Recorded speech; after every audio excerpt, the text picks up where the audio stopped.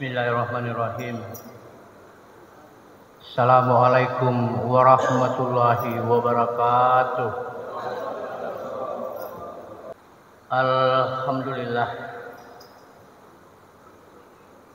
Alhamdulillah laqad khalaqnal insana fi ahsani taqwim. Asyhadu an la ilaha illallah wahdahu la syarikalah. Wa asyhadu anna Muhammadan abduhu wa rasuluh la nabiyya ba'da. Allahumma salli wa sallim ala sayyidina Muhammad wa ali Muhammad kama shallaita ala Ibrahim wa ala Ibrahim fil alamin innaka Hamidum Majid. Bapak Ibu jamaah salat subuh Masjid Raya Bukit Barugah, kembali kita bertemu pada hari ini tanggal 26 Februari 2025 di tempat yang mubarak ini, fi buyutin adzinallahu an turfa, di tempat di mana Allah mengizinkan untuk disebut namanya. Pada hari ini tiba pada pembahasan saya yang ke-73, yaitu pengalihan kebebasan dan kesadaran. Jadi kita bebas tetapi dalam kesadaran. Tidak bebas dalam mabuk. Bebas dalam kesadaran. Ternyata memang kebebasan itu tidak berdiri sendiri. Dia berada dalam spektrum. Spektrumnya itu akal pikir. Ibaratnya masjid kita ini, ruang di mana kita berada adalah spektrum. Spektrum. Batas-batasnya, ruang ini adalah akal pikir. Jadi kebebasan kita ada batas-batasnya. Kebebasan itu akal pikir. Akal pikir itu dideskripsikan atau dinyatakan sebagai kesadaran. Itulah maksud dari pengalihan kebebasan dan kesadaran. Kebebasan dan kesadaran itu pasangan. Sebagaimana yang kita bahas pekan-pekan lalu, setiap yang berpasangan itu haruslah seimbang. Seperti lambang kejaksaan, itu ada dua lambang. Ya, itu seimbang. Di samping dia seimbang, dia memiliki dinamika. Artinya dia tidak stagnan. Dia memiliki dinamika seperti dinamikanya Fastabiqul Khairat. Berlomba-lomba menuju kebenaran, berlomba-lomba menuju kebaikan.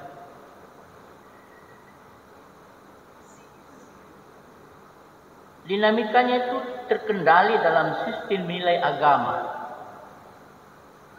yang biasa kita sebut mengalami distingsi. Dia terkendali dalam sistem nilai agama. Jadi spektrum itu spektrum yang dikendalikan akal pikir, dilandasi nilai-nilai agama. Bapak Ibu jamaah sholat subuh dimuliakan Allah. Di dalam Al-Quran ada banyak ayat yang berkait dengan kebebasan. Salah satu yang ekstrim atau keras ada di dalam surah Yunus 99. A'udzubillahi minasyaitonirrajim. Bismillahirrahmanirrahim. Walau syaa rabbuka la'amana man fil ard kulluhum jami'an. Afa anta tukrihun nas hatta yakunu mu'minin.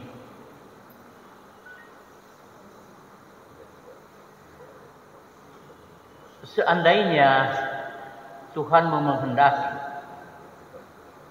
tentulah semua orang di bumi ini seluruhnya beriman. Afa anta tukrihun nas hatta yakunu mu'minin. Apakah engkau akan memaksa agar mereka seluruhnya menjadi orang-orang mukmin? Apa susahnya Allah membuat orang beriman? Dia membolak-balikkan hati manusia. Tetapi keimanan itu adalah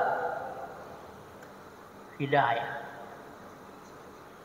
Sesuatu yang didapatkan seseorang karena rahmat,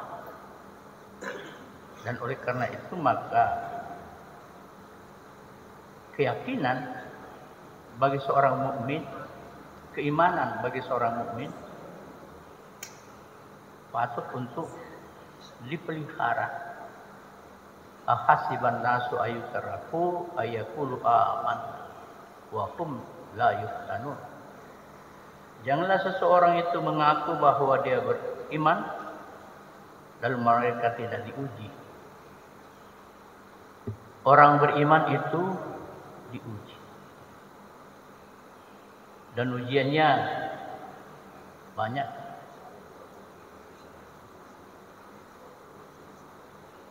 Bapak Ibu yang dimuliakan Allah, salah satu aliran teologi Islam, salah satu aliran teologi Islam. Teologi itu satu bidang ilmu yang mempelajari agama. Dan satu ini teologi Islam mengatakan bahwa manusia memiliki kebebasan. Bebas berkehendak. Bebas memilih.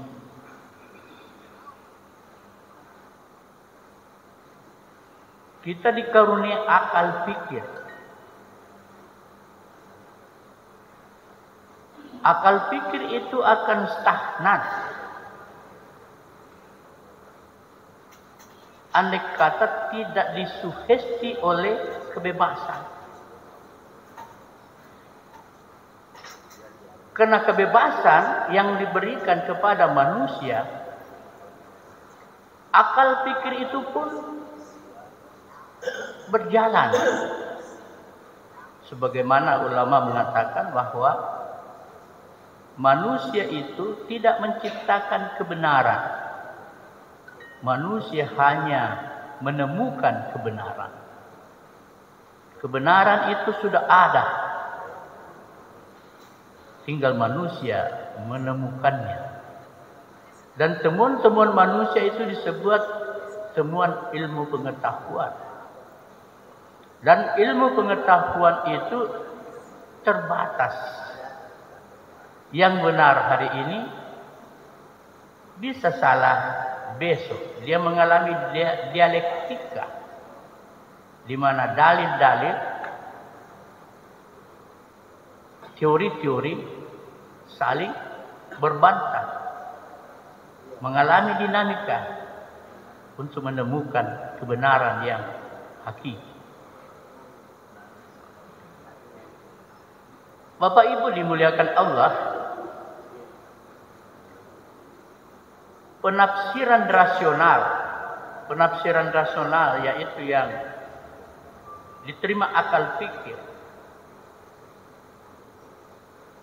dan mengedepankan akal dari nas. Jadi dia mengedepankan akal dari nas. Rasional itu mengedepankan akal dari nas. Manusia bebas al-istithah. Manusia bebas al-istithah. Melakukan atau tidak melakukan. Melakukan atau tidak melakukan. Disitulah berperan akal pikir. Akal pikir yang dipenuhi oleh tafsir ta'wil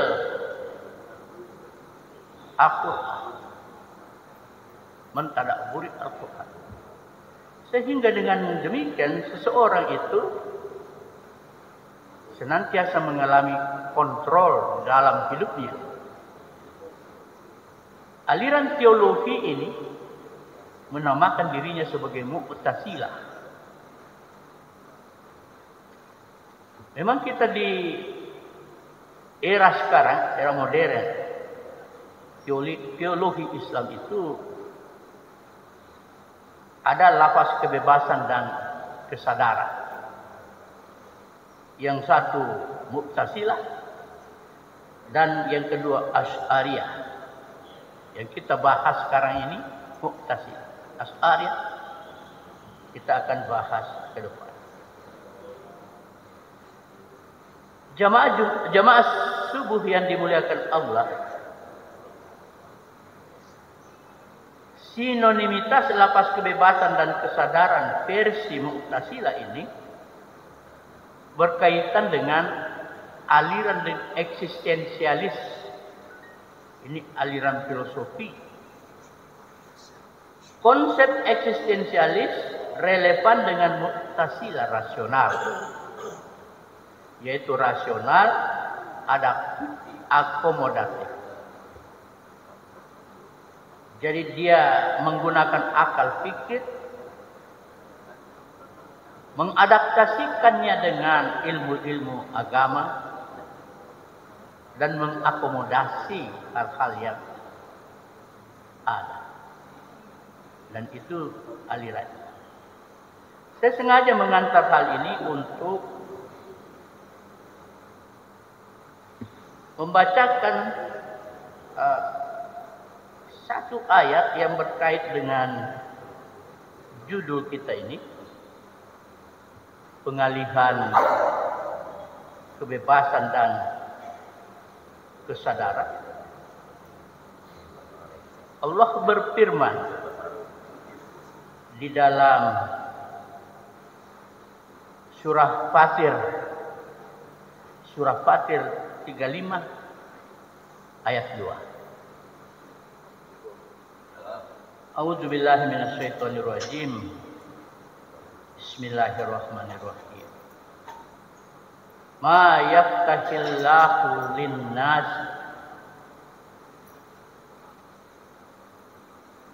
min rahmat. Apa saja yang Allah anugerahkan kepada manusia itu sebagai rahmat. Fala musikalaha wa ma yumsik fala mursilalahu min ba'di.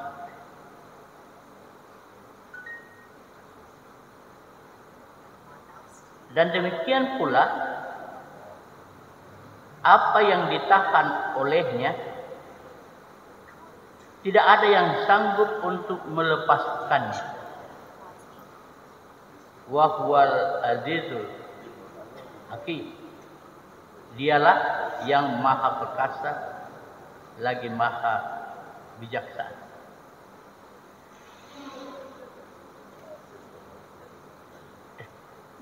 Jadi ada hal-hal yang berkait dengan apa yang dianugerahkan Allah kepada manusia. Itulah rahmat. Apa yang ditahannya itu juga rahmat. Dan tidak ada yang bisa melepaskannya. Tetapi kaum mufassirin menandaskan bahwa satu, ayat-ayat Al-Quran itu saling menjelaskan antara satu ayat dengan ayat yang lain. Sehingga tidak cukup kita membaca satu ayat lalu selesai. Kita baca juga ayat-ayat yang lain. Karena Al-Quran itu satu sistem nilai, satu totalitas. Itu satu. Yang kedua, jangankan ayat dengan ayat, harus dibaca. Karena satu ayat menjelaskan ayat yang lain. Apalagi dalam satu ayat itu saling menjelaskan, harus diselesaikan secara total. Secara total di akhir ayat ini dikatakan wa huwal azizul hakim. Dialah yang maha perkasa. Dia bisa memberikan anugerah apa yang telah dia rahmati dan bisa menahan apa yang dia tidak kehendaki. Tetapi di akhir ayat ini menurut kaum mufassirin, dialah yang maha perkasa lagi maha bijaksana. Mu'tazilah melihat celahnya itu, bahwa seseorang bisa meminta, memohon dengan tiga aspek meliputi takdir, ikhtiar. Seseorang itu tidak pasif, tetapi dia berikhtiar. Allah tidak akan merubah nasib satu kaum sebelum dia merubah nasibnya sendiri. Sehingga manusia dituntut untuk berprakarsa. Ini di Arad ayat 11. Apa yang dia ikhtiarkan itu, apa yang ingin dia lakukan itu murni karena Allah. Maka setelah yang ikhtiar yang pertama, yang kedua ikhlas. Harus ikhlas. Apa saja yang datang, ikhlas menerimanya. Bahwa itulah kenyataannya, itulah takdirnya. Ada suratnya, qul huwallahu ahad, Allahus samad, lam yalid wa lam yakul lahu kufuwan ahad.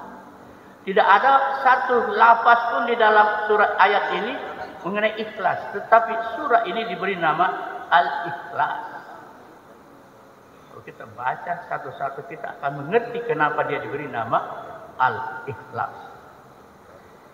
Yang ketiga, yang meliputi takdir itu istiqomah. Orang senantiasa istiqomah kepada Allah. Khusyuk hanya kepada Allah. Yang kedua, qanaah. Konsisten. Ini bisa dilihat pada surat Al-Maidah 35. Yaitu senantiasa melakukan pendekatan-pendekatan kepada Allah. Ya ayyuhalladzina amanu taqullaha wabtagu ilaihi wasilata. Aqulu qouli hadza wastaghfiru innahu wal ghafurur rahim. Assalamualaikum warahmatullahi wabarakatuh.